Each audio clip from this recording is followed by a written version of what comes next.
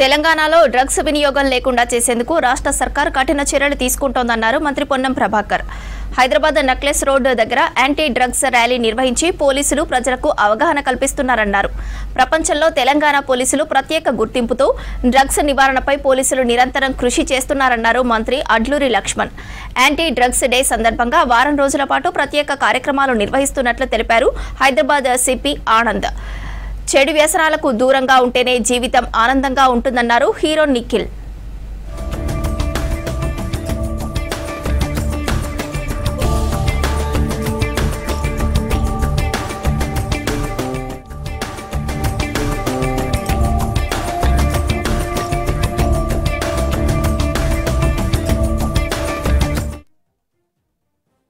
కాబట్టి ఒకటే మాట దయచేసి అందరికీ కోరుతా ఉన్నాం. ఈరోజు ఒక ప్రతిజ్ఞ తీసుకొని మేము మారక ద్రవ్యాలకు తీసుకోం.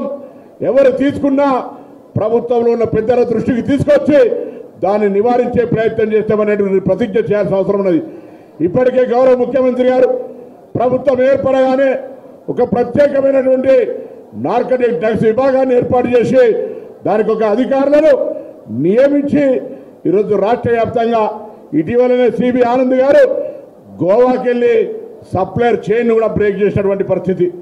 అందుకే నేను ఒకటే మాట కోరుతా ఉన్నా, దయచేసి కొంచెం థ్రిల్ అనిపిస్తుండొచ్చు. మొదటి స్నేహితుడు బర్త్డే రోజు ఇంకో కార్యక్రమం రోజు ఇది వాడు కొద్దిగా నీకు మంచిగా హాయిగా ఉంటుందంటే అది అలవాటుగా మారి జీవితాలు చెడిపోయేటువంటి పరిస్థితి ఉంటుంది.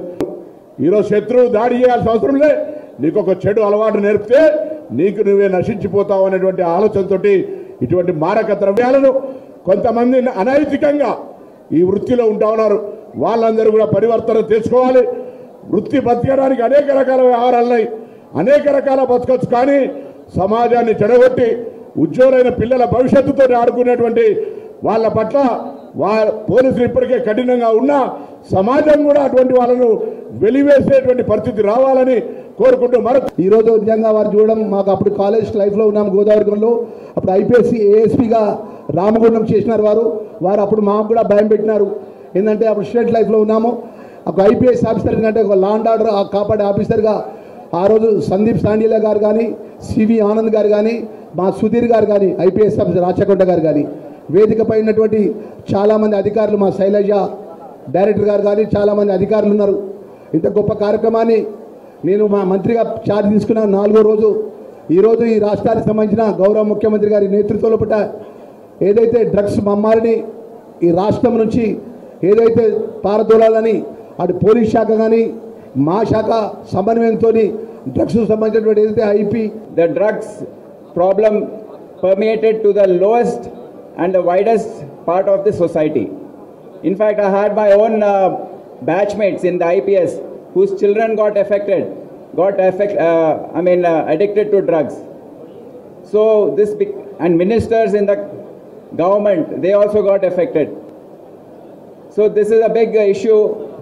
మన దగ్గర మన రాష్ట్ర ప్రభుత్వం ముఖ్యమంత్రి గారు రేవంత్ రెడ్డి గారు చాలా సీరియస్గా ఉన్నారు ఈ విషయంలో. ఒక్క ounce of drug 1 gram of ganja కూడా మన రాష్ట్రంలో రావద్దు అనే ఉద్దేశంతో ఒక స్పెషల్ ఆర్గనైజేషన్ని క్రియేట్ చేశారు. అక్కడ ఉన్న ప్రాబ్లమ్స్ కొన్ని స్కూల్స్ ఉన్నాయి, దాంట్లో ఈ ప్రాబ్లం ఎక్కువగా ఉంది.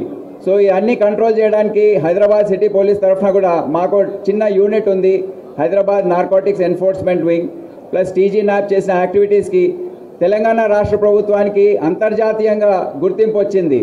Recently I went to Dubai to take the award for the Telangana government